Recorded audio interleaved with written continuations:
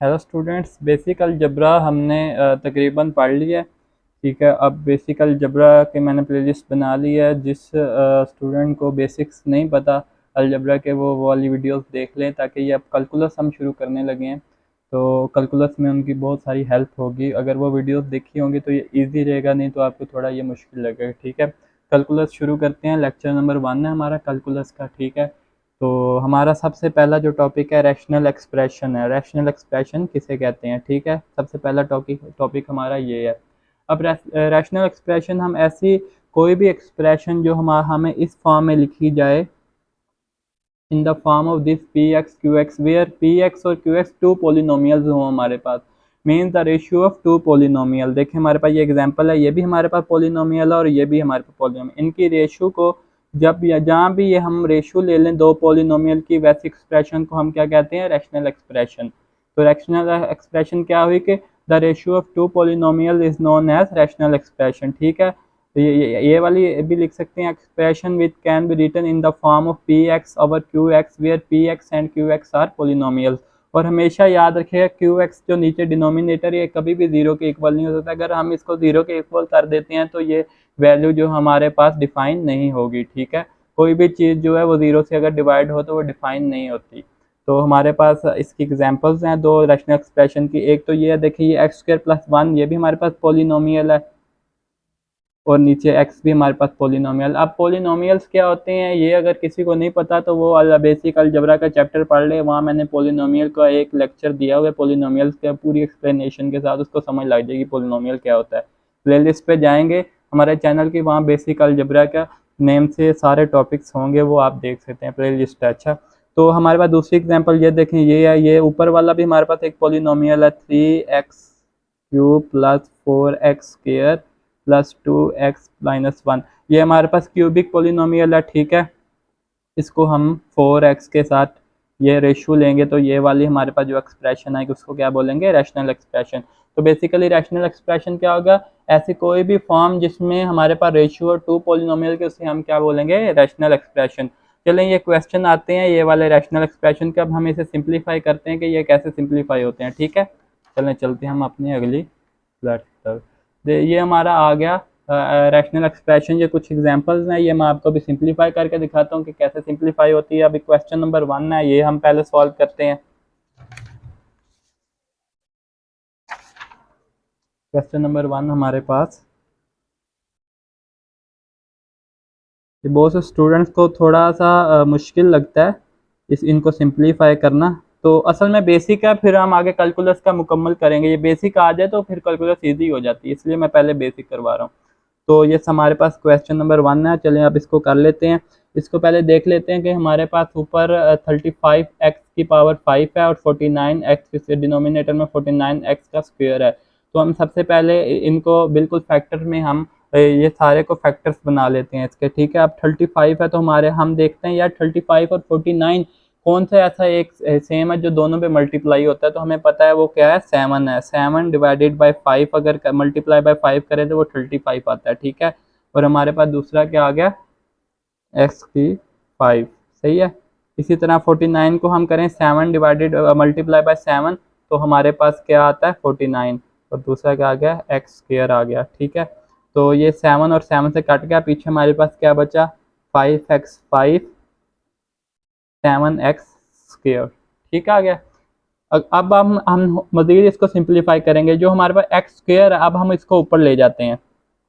आपको पता है जब भी हम कोई भी पावर वाली चीज़ ऊपर लेके जाएंगे, अगर वो डिवाइड हो रही हो तो हम जब उसको ऊपर मल्टीप्लाई पे लेके जाएंगे तो उसके जो हमारे पास साइन होगा वो माइनस, वो उसका अगर नीचे माइनस का ऊपर जाके प्लस का हो जाएगा, अगर नीचे प्लस का ऊपर जाके माइनस का हो जाएगा। ठीक है, तो अब हमारे पास जो आएगा 5।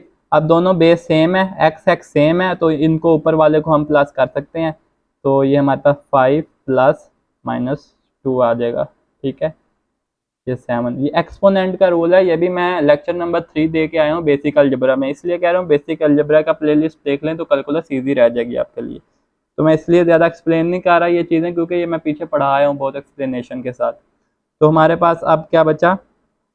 5। ये 5 -2 क्या बन गया? एक्स क्या क्यूब ओवर 7। तो ये हमारे पास ये वाले एग्जाम्पल सिंप्लीफाई हो गई। ठीक हो गया।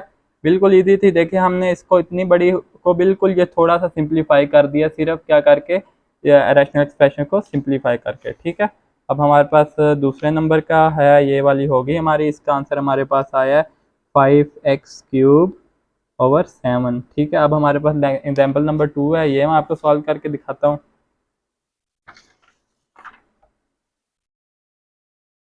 एग्जाम्पल नंबर 2 हमारे पास 4x² + 8x/3x + 6। सही है।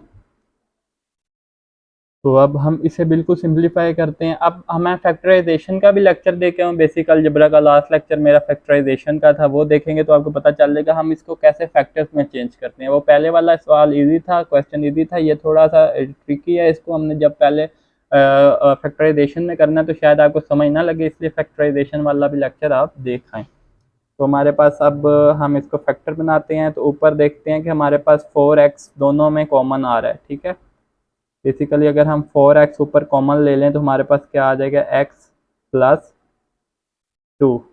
ठीक है, देखें 4x को मल्टीप्लाई करेंगे अंदर तो हमारे पास ये क्या बन जाएगा, 4x² + 8x, वही दोबारा बन जाएगा। ठीक हो गया। और नीचे हम देखते हैं फैक्टर बनाते हैं, तो हम 3 कॉमन ले लेते हैं यहाँ, तो हमारे पास x + 2 यहाँ भी आ जाएगा। अब x + 2 ऊपर नोमिनेटर में भी है, डिनोमिनेटर में भी है हमारे पास, तो ये नोमिनेटर और डिनोमिनेटर वाला कट हो जाएगा, हमारे पास आंसर क्या आ जाएगा, सिंपल 4x/3। तो हमारे पास ये एग्जाम्पल नंबर 2 होगी, फैक्टराइजेशन के थ्रू किया है हमने। सही है, कॉमन फैक्टराइजेशन से कहते हैं, ये मैं लेक्चर दे आया हूँ, आप देख लें जाके। तो हमारे पास 4x/3 आ गया। ठीक हो गया। अब हम एग्जाम्पल नंबर 3 करते हैं सिंप्लीफाई।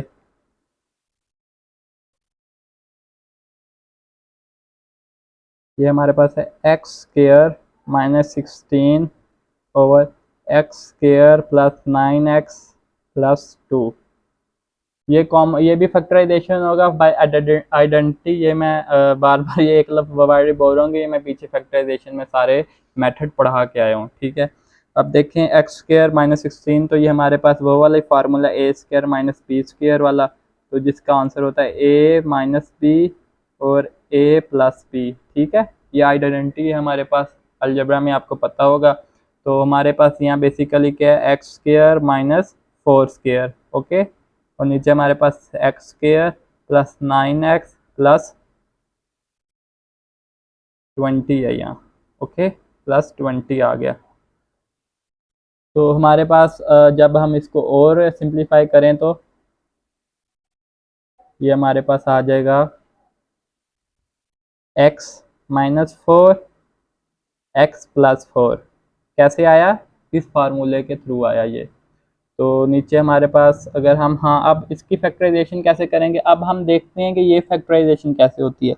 इसकी फैक्टराइजेशन होगी कि हम ऐसे दो लेंगे जिनका प्रोडक्ट जो है हमारे इसके इक्वल आएगा, दो वैल्यू ऐसी लेंगे जिसका प्रोडक्ट 20 के इक्वल आएगा और जिसको प्लस करने से हमारे पास 9 आएगा। ये फैक्टराइजेशन का एक मेथड है, ये भी मैं पीछे पढ़ा के आया हूँ। तो आप देख लें यहाँ फैक्टराइजेशन के इस मेथड में हम ऐसे कौन से लें कि वो आ जाए। मैं आपको यहाँ करके दिखाता हूँ। हम अगर 20 है तो ऐसे दो कौन से दो होते हैं कि उनका प्रोडक्ट जो है वो AB = 20 आ जाए और A + B = 9 आ जाए। तो आप अगर सोचें तो ये हमारे पास 5 और 4 हैं। देखें 5 × 4 अगर करेंगे तो 20 आ जाएगा, 5 + 4 करेंगे तो हमारे पास 9 आ जाएगा। तो यहाँ हमारे पास बेसिकली प्लस वाला आना चाहिए या हमारे पास प्रोडक्ट वाला आना चाहिए। तो हमारे पास ये इजीली आ जाएगा x²। तो हम इसको तोड़ लेंगे, इस 9x को तोड़ लेंगे कैसे, 5x + 4x + 20। ठीक है, ये देखें अगर हम इसको प्लस करें तो 9x दोबारा ये वाली फॉर्म बनती है। ठीक हो गया। अब हम इसको सिंप्लीफाई करते हैं, तो x - 4 ये भी फ़िलहाल ऊपर वाला ऐसे ही लिखा जाएगा और नीचे वाला हमारे पास हो जाएगा, अगर हम यहाँ से x कॉमन लें तो x कॉमन लेते हैं तो x + 5, और यहाँ से हम दोबारा +4 अगर कॉमन लें तो हमारे पास बनता है x + 5। ठीक हो गया। तो ये हमारे पास क्या आ गया, x - 4 x + 4, और नीचे ये दोनों कॉमन है तो हम एक बार लिख सकते हैं x + 4 और x + 5। ठीक है, तो ये वाला x+4 इससे निकल गया, कट गया, और हमारे पास पीछे क्या आ गया, x-4 x+5। ये हमारा क्या आ गया, आंसर आ गया। तो हमारा तीसरे का क्या आंसर आया, x-4 और x+5। ये फैक्टराइजेशन के थ्रू हो रहे हैं सिंप्लीफाई, रैशनल नंबर सारे फैक्टराइजेशन के थ्रू सिंप्लीफाई हो रही है। तो रैशनल एक्सप्रेशन को जब भी हम करेंगे सिंप्लीफाई, तो वो हमें उसमें फैक्टराइजेशन की हेल्प लेनी पड़ेगी। इसलिए मैं आपको बार बार कह रहा हूँ कि आप पहले जाके फैक्टराइजेशन वाला टॉपिक देख के आएँ, ताकि आपको ये ईजी रहे। अब हम इसका अगला देखते हैं, एग्जाम्पल नंबर 4 देखते हैं। इधर हमारे पास एग्जाम्पल नंबर 4 की वैल्यू दी है उन्होंने 5 - x और x-5। मैं आपको 8 एग्जाम्पल करवाऊंगा, बाकी खुद भी आप जब इसकी करेंगे जाके मज़ीद आगे प्रैक्टिस, तो आपको ये इजीली समझ लग जाएगा।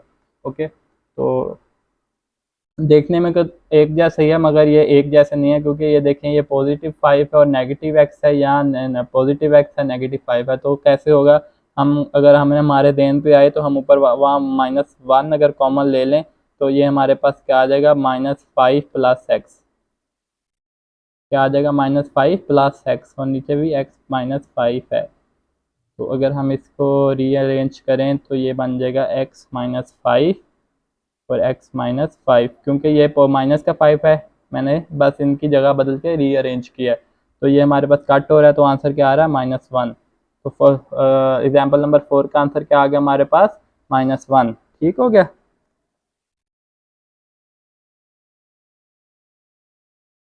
अब हम एग्जाम्पल नंबर 5 करेंगे।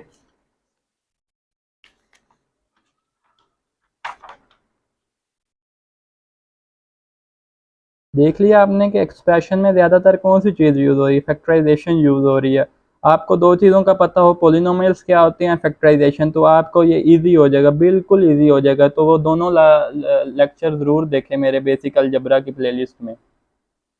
अब हम यहाँ पे इसको फैक्टराइजेशन ऐसी बनाएं कि हमारे लिए इजी हो जाए, 72 और 64। अब देखते हैं 74 2 8 8 9 72 होता है, और 8 के साथ 64 होता है, सही है। तो हम इसको पहले कर लेते हैं, 8 × 9, ठीक हो गया। फिर x5 कर लें ऊपर ही, तो x3, ये 5 + 3 8 हो जाएगा ना, इसको मैंने तोड़ लिया, इसको फैक्टर बना लिया। इसी तरह अगर हम y के फैक्टर बनाएं, y को 4 कर लें, हम नीचे वाले को देख के फैक्टर बना रहे हैं, यहाँ x5 है, मैंने यहाँ x5 बना लिया ऊपर से तोड़ के, सही है। तो ये बन गया हमारे पास y3। ओके, तो हमारे पास बेसिकली नीचे क्या आ रहा है, नीचे हम इसको कर लेते हैं 8 × 8 x5 y4। ओके, तो अब हम इसमें से कट कर लेते हैं जो चीज़ें कट होती हैं, 8 8 के साथ हो गया, x5 के साथ, y4 के साथ। अब हमारे पास ऊपर क्या बचा, हमारे पास ऊपर बचा 9x³ y³। ओके, और नीचे हमारे पास क्या बचा, सिर्फ 8 बचा। ये हमारा सिंप्लीफाई करके आंसर आ गया। अब मज़ीद इसकी सिंप्लीफिकेशन नहीं कर सकते हम। तो हमारे पास एग्जाम्पल नंबर 5 का आंसर क्या आया, हमारे पास एग्जाम्पल नंबर 5 का आंसर आया है 9x³ y³/8।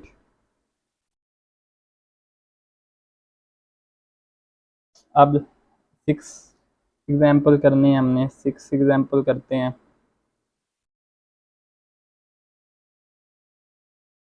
6 का हमारे पास है 5x² -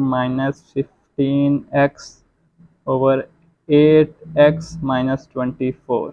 ओके, देन अगेन हम इसकी वही करेंगे, हमारे पास कॉमन ले लेते हैं, दोनों में से कुछ कॉमन आ जाएगा, ऊपर नीचे कट कर लेंगे। 5x कॉमन लेंगे हम, 3x नहीं लेंगे। ये देखें क्यों, क्योंकि हमारे पास 5x है, ऐसा कि हम दोनों को देखें, 5x अगर हम कॉमन ले लेते हैं तो हमारे पास क्या बचा, यहाँ सिर्फ x बचेगा, और यहाँ क्या बचेगा, 5x बाहर आ गया तो -3, सही है। तो ये दोनों हमारे लिए ज़्यादा इजी हो जाएंगे। और नीचे हमने क्या लेना है, यहाँ हम 8 और 24 में सेम 3 होता है, 8 3 24 होता है, तो हम यहाँ 3 ले लेते हैं। मगर 3 ना लें, अगर हम 8 ही ले लें, मैंने वही, हमारी गलती ऊपर हो गई थी पहले, 8 हमने अगर कॉमन लिया तो हमारे पास x माइनस 3 आ गया। देखें सेम सेम बनाने के लिए हमने ज़रूरत की थी, ये सेम सेम बन गए, ये कट हो जाएंगे, हमारे पास इजीली आंसर आ जाएगा 5x/8। तो हमेशा फैक्टर वैसे बनाने हैं जो नीचे और ऊपर नोमिनेटर और डिनोमिनेटर में सेम ऐसे ही आ जाए ताकि हम कट कर सके। अब मैं पहले गलती कर रहा था, ये भी फैक्टर बन रहा था मगर ऐसा फैक्टर था जो नीचे हम कट नहीं कर सकते थे, इसलिए याद रखिएगा ऐसे फैक्टर बनाने हैं जो हम इजीली नीचे कट कर सकें। ये आप फैक्टराइजेशन जब पढ़ेंगे तो आपको समझ लग जाएगी कैसे फैक्टर बनाने हैं। ओके, अब हमारे पास एग्जाम्पल नंबर 7 है, एग्जाम्पल नंबर 7 करते हैं। ओके, हमारे पास एग्जाम्पल नंबर 7 उन्होंने दी हुई है, ये 42 माइनस 6x, 42 माइनस 6x ये है, ठीक है, स्क्रीन में नहीं आ रही होगी, मैं अभी ऊपर 3x माइनस 21, सही हो गया, 42 माइनस 6x है। ओके, अब हमें ये सिंप्लीफाई करना है, तो 42 और माइनस 6x है। अब देखते हैं, यहाँ हम पहले जब ले लेते हैं, हम पहले यहाँ से ऊपर में 6 ले लेते हैं कॉमन, तो जब हम ऊपर 6 कॉमन लेंगे तो हमारे पास बन जाएगा 7 माइनस एक्स, ठीक हो गया। और नीचे हम ले लेते हैं कॉमन 3 कॉमन ले लेते हैं तो हमारे पास x माइनस 7 आ जाएगा, x माइनस 7 और 7 माइनस एक्स। ओके, कोई मसला नहीं है। यहाँ से हमने 3 ले लिया, x माइनस 7 आ गया, और ऊपर से हमने ले लिया 6 कॉमन, तो हमारे पास 7 माइनस एक्स आ गया। तो ये 6 इसके साथ कट जाएगा, यहाँ 2 आ जाएगा, तो हमारे पास आंसर आ रहा है 2 7 minus x over x minus 7। अब हम इन दोनों को कट नहीं कर सकते क्योंकि दोनों के अंदर चेंजिंग है, सॉरी देखें दोनों के अंदर चेंजिंग है, 7 माइनस एक्स है और x माइनस 7, ये दोनों कट नहीं हो सकते, तो होगा, तो बस ये सही है, इधर तक की है, ये सिंप्लीफाई हो गया, इससे मजीद हम आगे सिंप्लीफाई नहीं कर सकते इसे, तो यहाँ तक हम इसे सिंप्लीफाई कर सकते हैं। ओके, 7 भी हो गया हमारे पास। अब 8 एग्जाम्पल देखते हैं हमारे पास। तो ये देखें, कोशिश नहीं करनी, अगर आपके पास सिंप्लीफाई आगे सिंप्लीफाई ना हो तो समझ जाएं बस वही आंसर है, उससे आगे सिंप्लीफाई जो नहीं हो रहा, अब हम क्या करें। तो अब हमारे पास एग्जाम्पल नंबर 8 है सिंप्लीफिकेशन की, एग्जाम्पल नंबर 8 करते हैं। X square minus 8x plus 15 over 2x square minus 18। Okay, इसको अब हम सॉल्व करते हैं।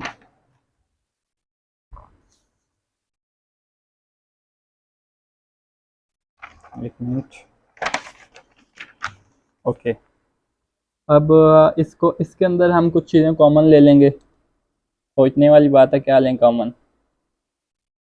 ऊपर फैक्टर बना लेते हैं, नीचे भी फैक्टर बना लेंगे, क्योंकि 8 और 15 के अंदर कौन से दो चीज़ें ऐसी होंगी जो वहाँ 5 और 3, 5 3 को अगर करें तो 5 प्लस 3 8 होता है, और 5 3 को मल्टीप्लाई करें तो 15 होता है, तो मतलब प्रोडक्ट भी हो रहा है। ये ऊपर वाला तो हो गया 5 और 3, नीचे में से हम 2x कॉमन लें अगर, तो x माइनस 9 आ जाएगा। ओके, देखते हैं क्या होता है। हम यहाँ ऊपर से सॉल्व करने की कोशिश करते हैं।